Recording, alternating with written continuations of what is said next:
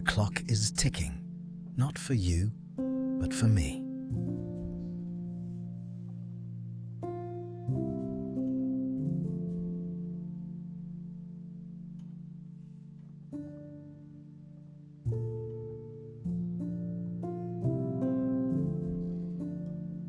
I keep winding it up, hoping for a different melody. But you can't get a new song out of a broken heart and a scratched up life.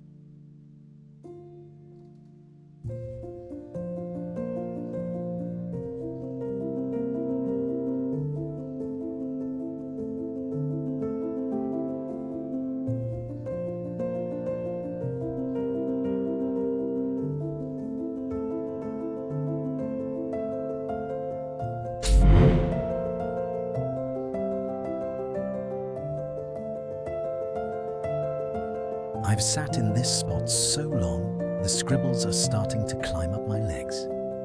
It's easier to let the ink take me than to stand up and face another empty corridor. At some point, you stop being the writer and just become part of the furniture.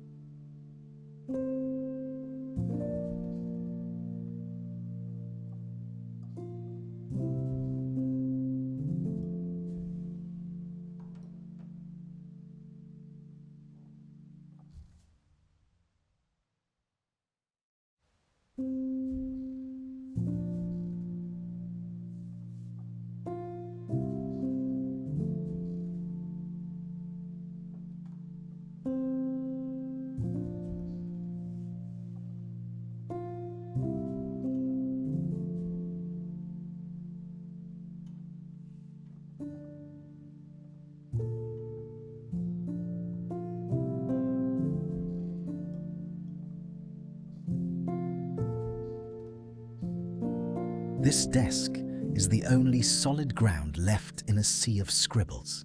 If I look too long at the archive behind me, I'll realize I've spent my life building a monument out of trash.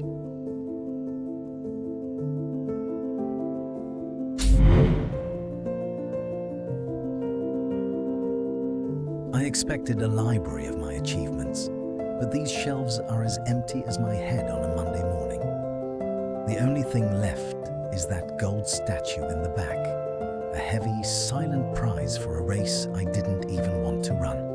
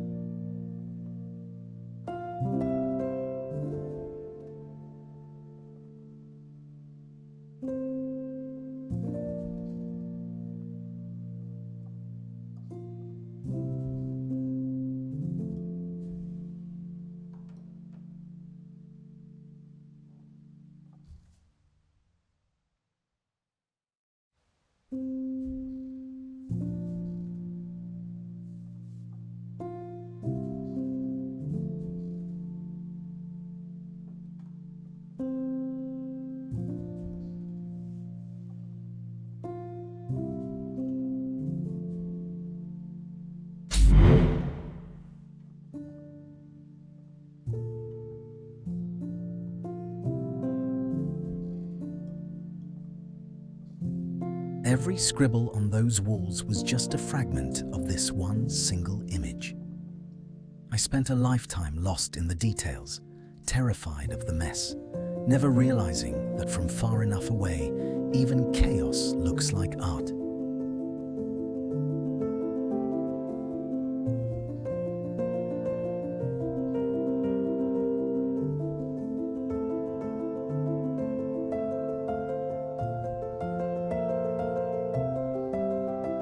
I planted a single idea here, and it turned into a thicket that's trying to swallow the walls. I've lost control of the growth. The story is finally living, but it's forgotten that I'm the one who planted it.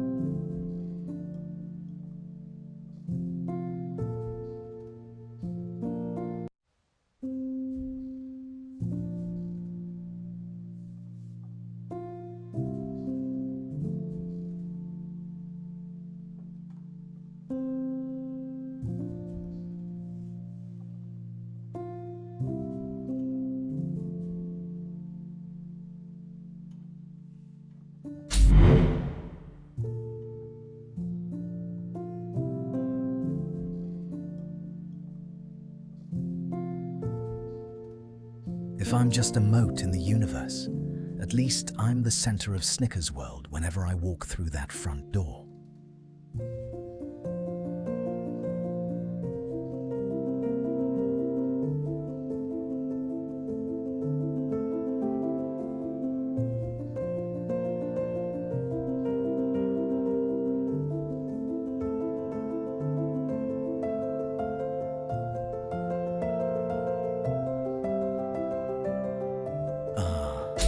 Yes, counseling.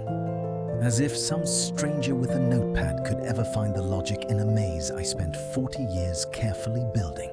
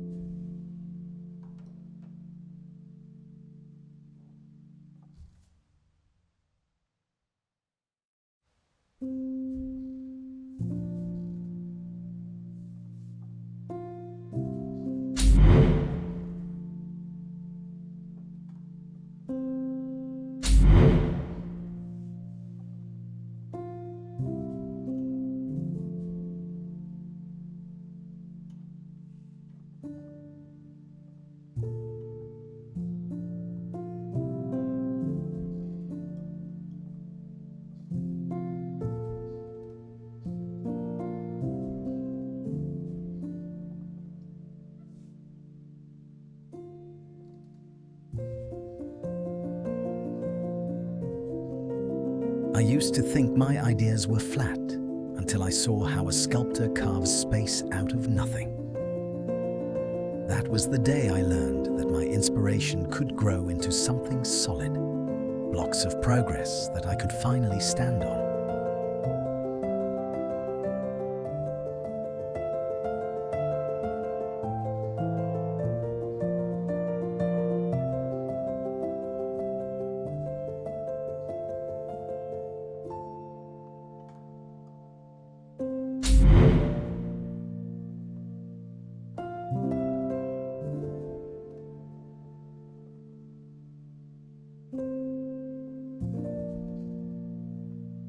Every train ride and every long flight was just a way to put distance between me and the blank page.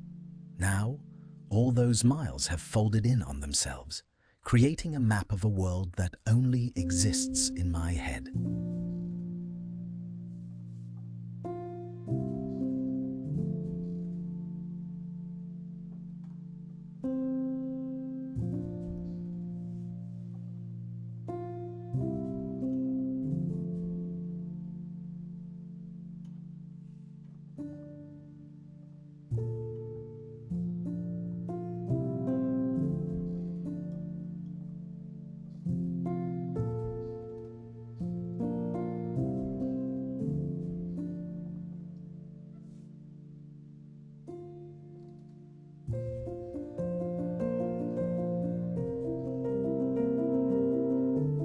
Everything is starting to lose its weight. I reach out to touch the familiar, and it just drifts away like a thought I didn't write down fast enough.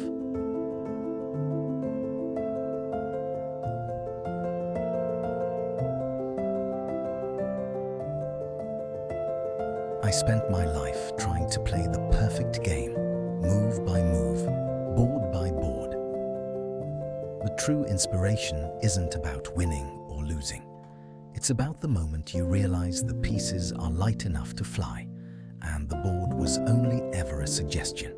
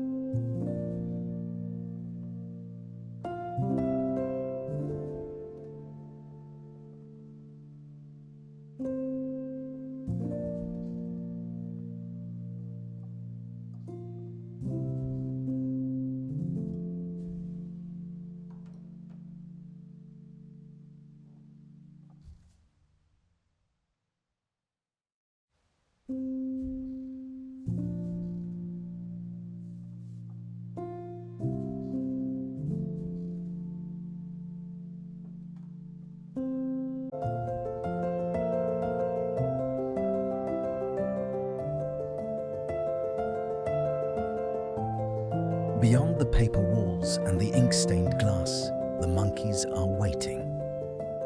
They aren't judging the work. They're just making sure this tiny mote of a writer doesn't stop dancing.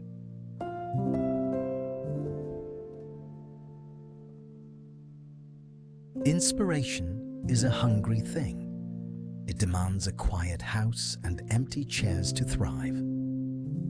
I look at those 4 figures through the glass and wonder if I traded a family of flesh and blood for a family of ink and paper.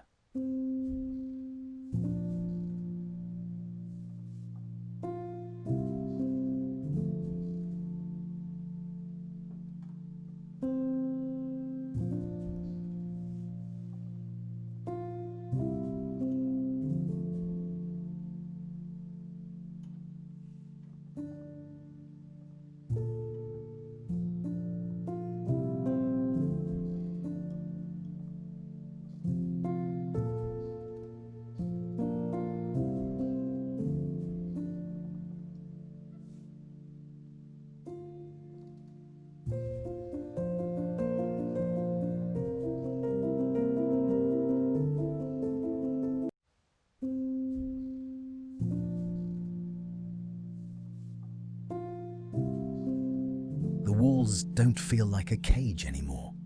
They feel like a hallway leading to a door I should have opened years ago. 5 sections left. The ink is gone, and only the light remains.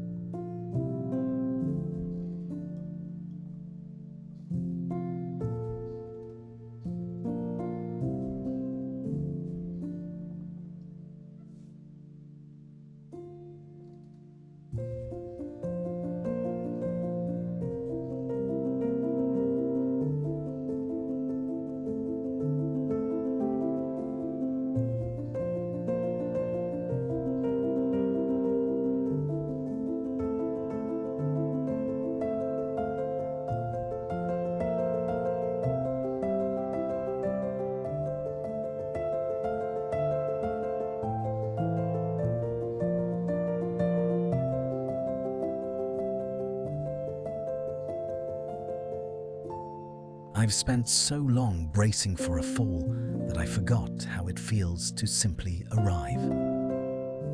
The maze has stopped fighting me, and the ink has finally dried. I think I can just walk for a while.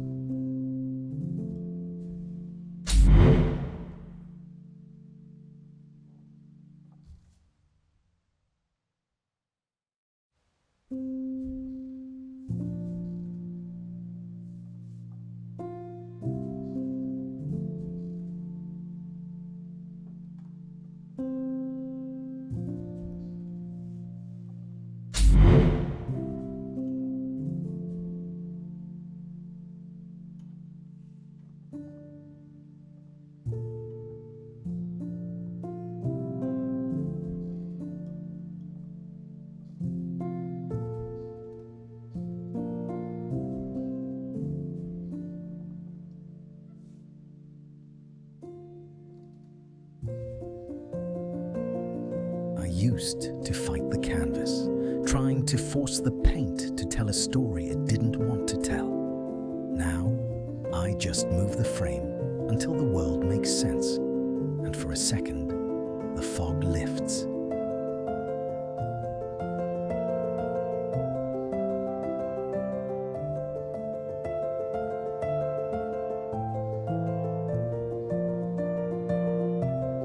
It feels like a judge, not a prize. To get the letter, I have to break its focus and prove I'm finally done playing its game.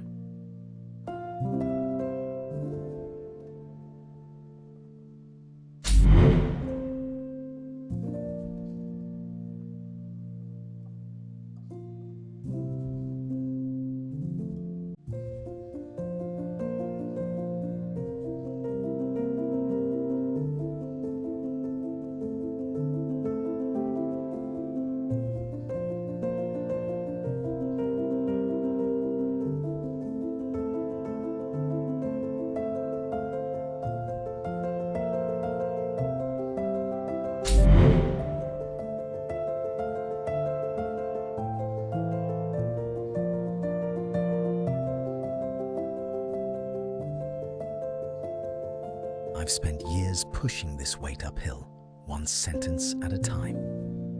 It's finally time to roll it into the corner and let the furniture take the load.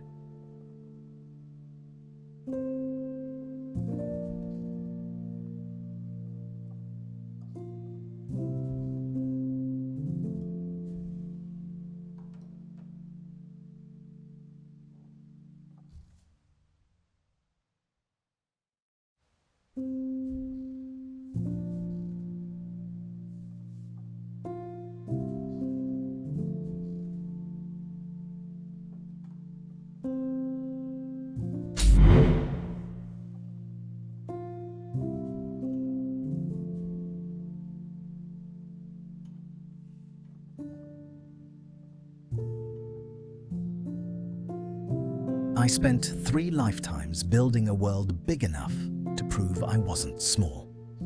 I see now that the universe isn't a storm meant to swallow us. It's the paper, and we are the marks that give it meaning. My manuscript doesn't matter because it's perfect, but because it was written, and because I chose to keep moving through the ink. I am a mote, yes. But even a speck of dust can catch the light and shine brighter than the suns it drifts past. The pen is down, the maze is still, and the story is finally, beautifully finished.